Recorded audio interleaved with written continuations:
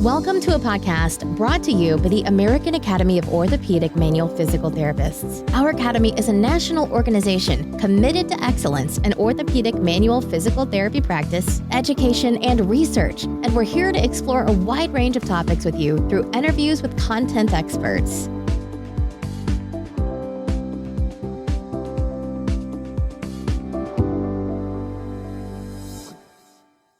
Hello, my name is Stephen Shaffer, and I'm excited to bring you a spectacular interview with Dr. Amy McDevitt.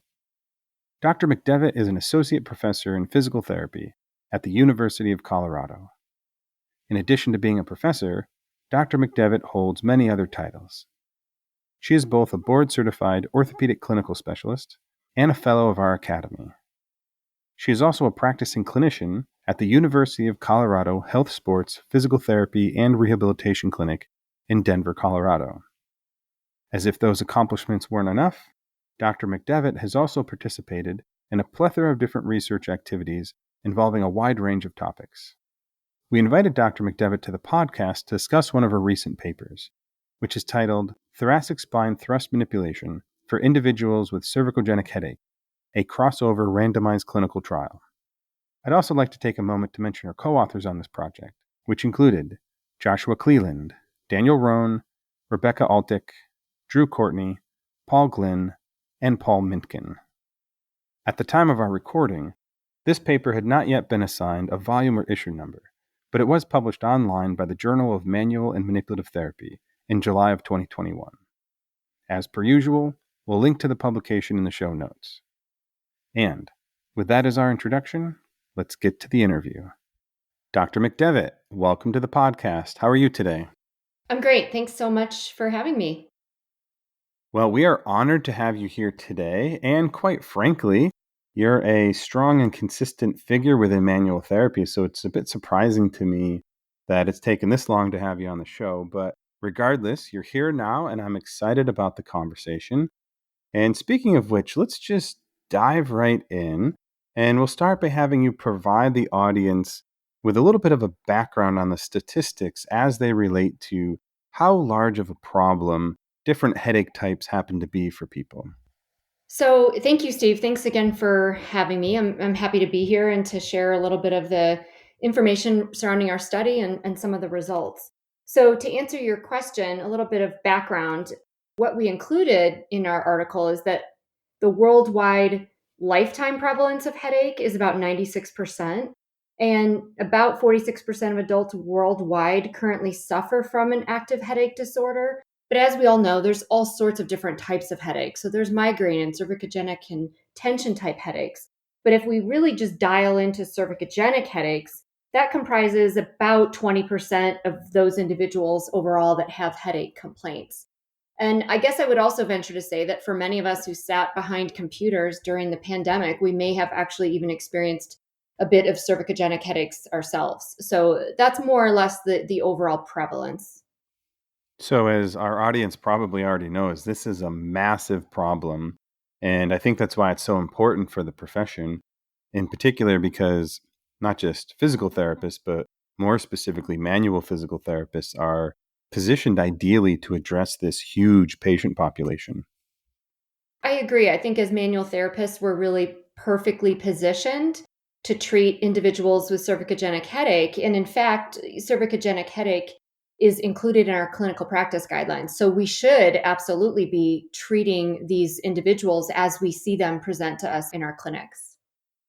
Speaking of how we treat the patient, can you talk a little bit about the theoretical link between the thoracic spine, the cervical spine, and headaches? Of course, in this particular instance, cervicogenic headaches. Sure. I think this is a pretty classic example of regional interdependence. And we know that thoracic kyphosis and or hypomobility in the CT region, so the cervical thoracic region, can impact shoulder function, for example. And that's been well documented by Norlander and colleagues from previous studies on regional interdependence. And we also are more familiar with the relationship between the thoracic spine and the cervical spine. So really, we believe this work is just furthering the argument for regional interdependence due to the speculation that cervicogenic headaches probably arise from cervical dysfunction. That's very interesting. And of course, I'm also familiar with the research on the thoracic spine as it relates to the shoulder. But one of the reasons this study, the current study that you have just had published, stood out to me is because of the fact that it's taking that regional interdependence in terms of cervicogenic headaches a little bit further. And bearing that in mind, can you describe to our audience how this particular study is unique in terms of its design as it relates to the evidence that's come before it? Sure. I think the study was really designed in order to determine if we could observe and measure some effects of treating the thoracic region, specifically through thoracic manipulation on headache, pain, neck pain, and disability. We already know, and prior studies have shown improvement in cervicogenic headaches with cervical manipulation and mobilization, but we actually just wanted to test this hypothesis a little further and see, does thoracic manipulation impact cervicogenic headaches as measured by pain and disability? Because there really overall there's less inherent risk associated with treating the thoracic spine than the cervical spine, and we just wanted to see, what are the results if we just isolate the thoracic spine without including cervical intervention. What does that look like in this population? That's such an interesting research question, and I'm certainly glad and grateful that you conducted this study. But before we go further into the study itself, can you define for us or describe to us what definition of cervicogenic headache you used and why in particular you chose that definition? Because as our audience might already know, different people have provided different definitions for this diagnosis. Sure, I'm happy to do that. We really looked at more of a classic definition that's embraced not just by physiotherapists but by the medical community. And that definition is that it's a secondary disorder in which pain is referred from the neck and perceived in one or more areas of the head or the face.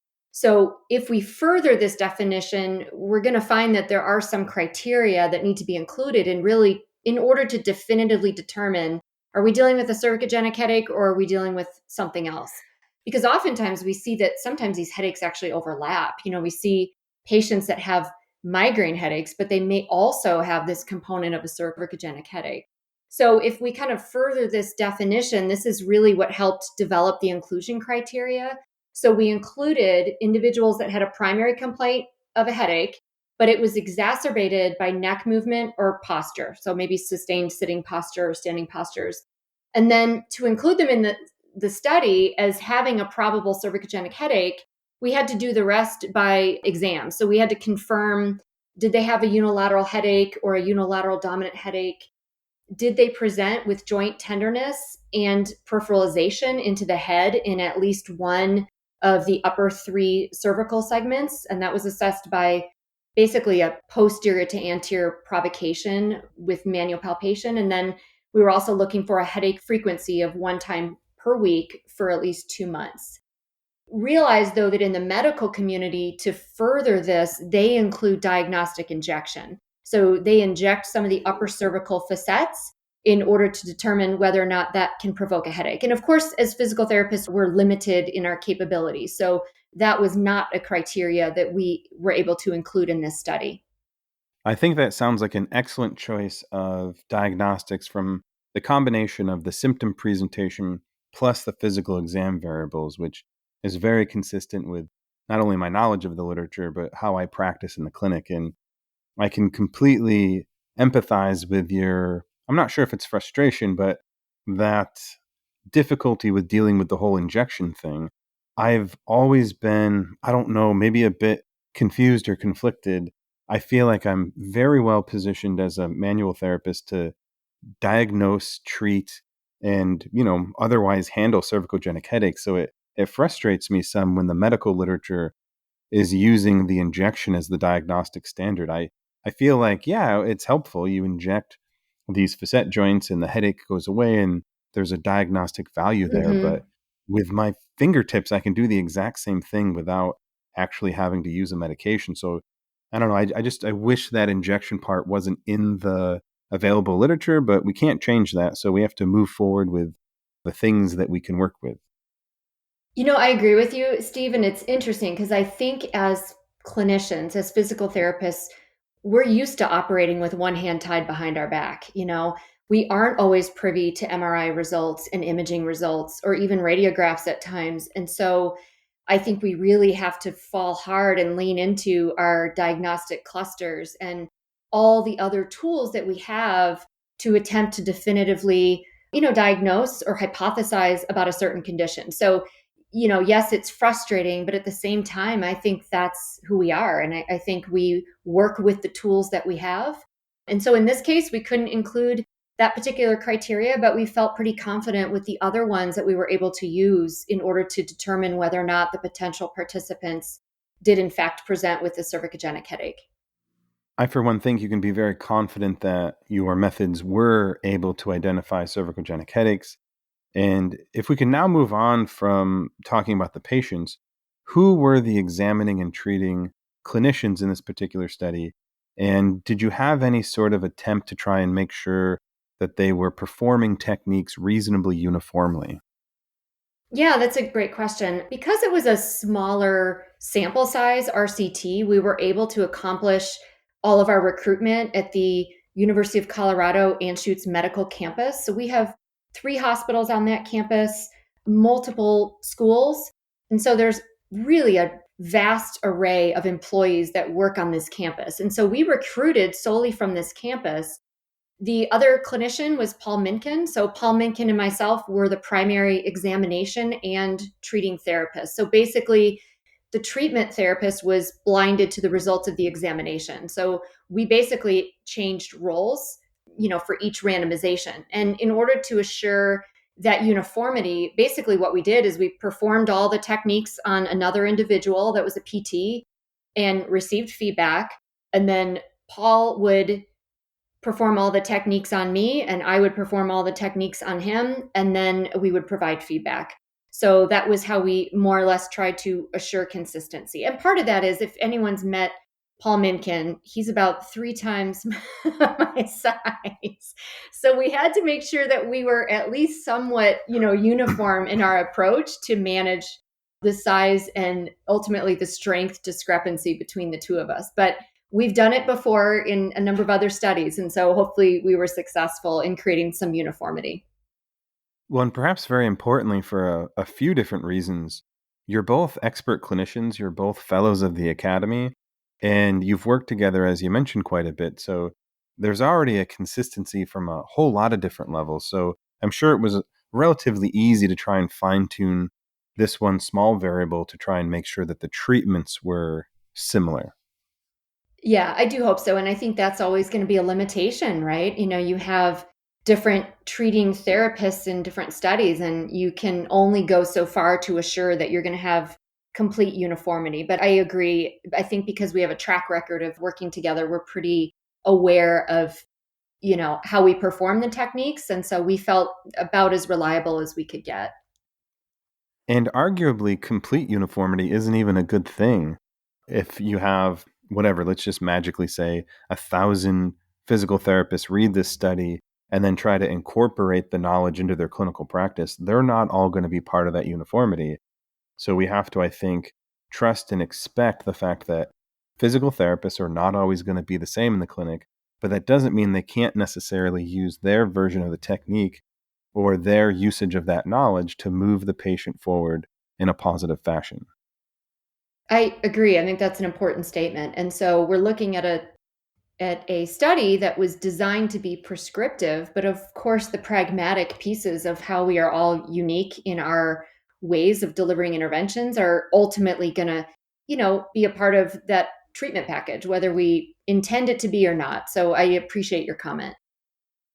And as we move further into talking about the study, can you describe what the treatment approach consisted of? And perhaps you already got into that a little bit with the testing, but take that further into the techniques that you used in order to try and effectively change the presence of cervicogenic headaches. Sure. So the techniques that we used, essentially, we did want to isolate this to the thoracic region or the cervical thoracic region. And so we chose a thoracic, basically manipulation and mobility package that has been utilized before and well studied. And that includes a prior study that Paul and I were both involved in, and Josh Cleland, looking at thoracic manipulation for individuals with shoulder pain. So this package includes 6 high velocity techniques that are performed in various positions. And the appendix of the paper describes these in more detail using appropriate terminology. But essentially, we had a seated cervicothoracic technique, a seated mid-thoracic technique, and then we had 2 techniques in supine, a mid-thoracic and an upper thoracic, as well as a prone thoracic technique. And so we used the same package of techniques for every participant. And then this was followed by a supine thoracic mobility activity that's done over a foam roll. And so that was also consistent amongst all of the participants. I don't know if I mentioned this, but we also had a prone thoracic extension bias technique. So we use the same set of techniques on everyone. And that's why the treatment therapist was blinded to the examination findings, because we didn't want to go in with any bias as far as what levels or what areas maybe the examination therapist perceived as being hypomobile. We just wanted to deliver the same package pretty much to every participant who was enrolled in this study. And so the treatment occurred 1 time a week for 4 weeks for a maximum of 6 sessions. And was the first treatment done on the same day that the examination was completed? It was. So for the participants that randomized into the treatment group, their treatment started on day 1. For those that were randomized into the hold group, they held for 4 weeks, and then they came back after the end of the 4 weeks and they crossed over and then became the treatment group. So this particular study was actually a pretty traditional crossover design. And if you're just doing the manipulation techniques, that doesn't take very long to implement. So approximately how long was each session? So that's a great question. Each session was really only about 15 to 20 minutes. So that included the thoracic manipulation package and then patient education on the thoracic mobility. And some would argue, we know that a multimodal approach is better. So why didn't you do more robust strengthening or education? And again, we know that the multimodal approach, treating the cervical spine and including exercise, is advantageous to utilize for people with cervicogenic headache. We really just wanted to look at thoracic manipulation, so high velocity techniques in isolation, just to see what that alone would do. So in other words, you designed the study to answer a question that hadn't yet been answered, and you didn't want to muddy the waters by throwing in a bunch of other variables. Exactly. Well, that to me sounds like good scientific design and work, so congrats on that. I wish more people would put that type of thought into the studies before they conduct them. As I'm sure you're well aware, there are quite a few messy studies out there that when you read them, you just think to yourself, I'm not sure what I learned having just read this paper.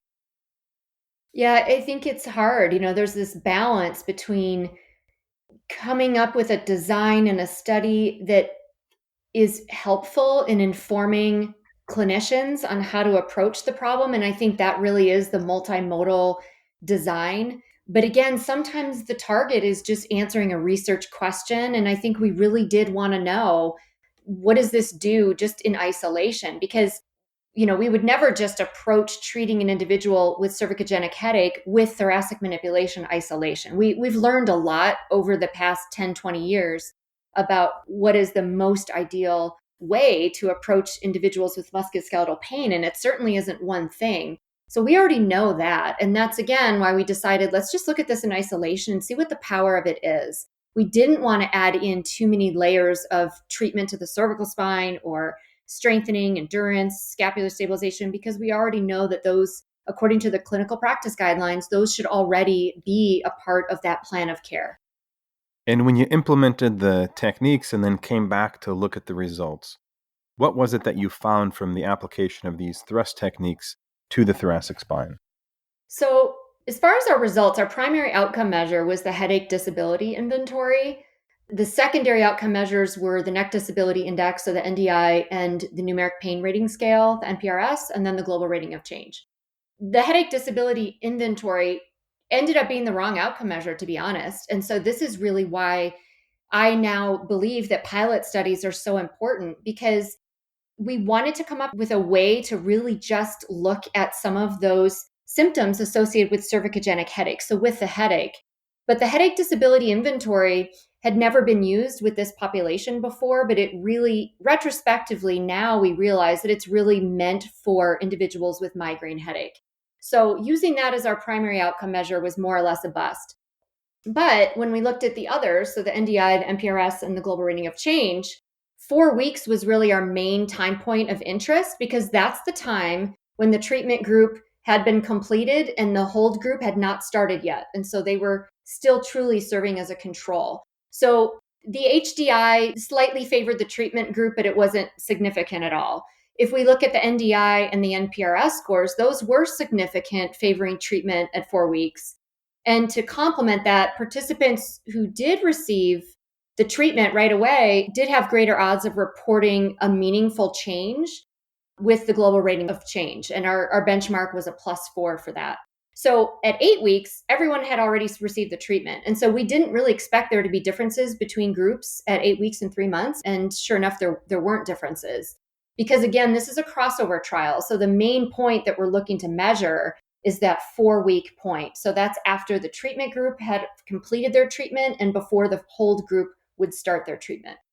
So that's essentially it. So we did see some optimistic results with the NDI, NPRS, and the global rating of change.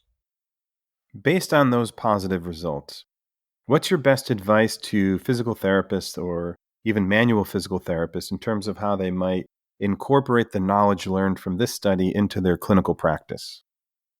Sure. So I think the results of this study should be considered.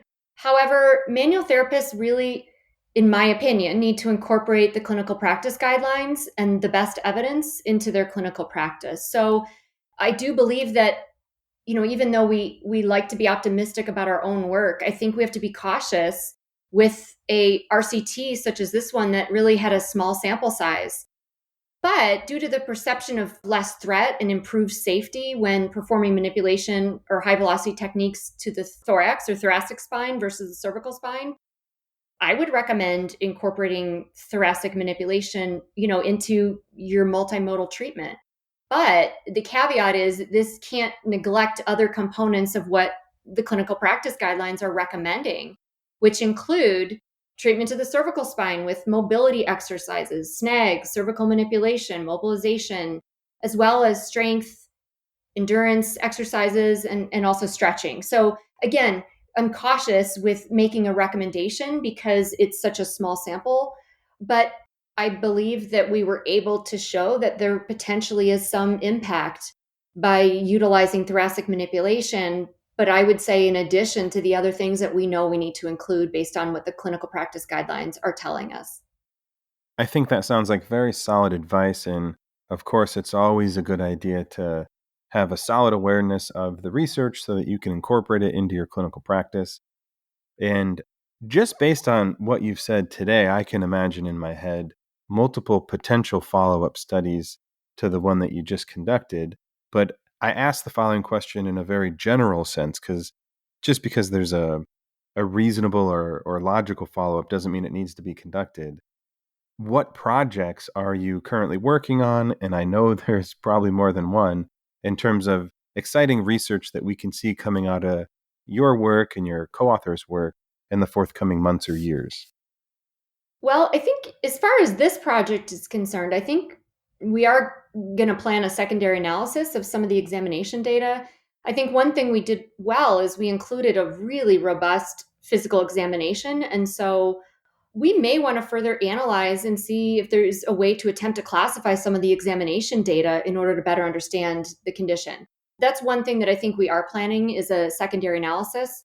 Some of the other work kind of coming down the pipeline, I'm completing a PhD through the University of Newcastle. And so that dissertation is surrounding treating anterior shoulder pain. And so in the next year or so, I've been working on a couple projects with Josh Cleland and Suzanne Snodgrass, really in the realm of a scoping review and a Delphi study in order to better understand certain components of anterior shoulder pain.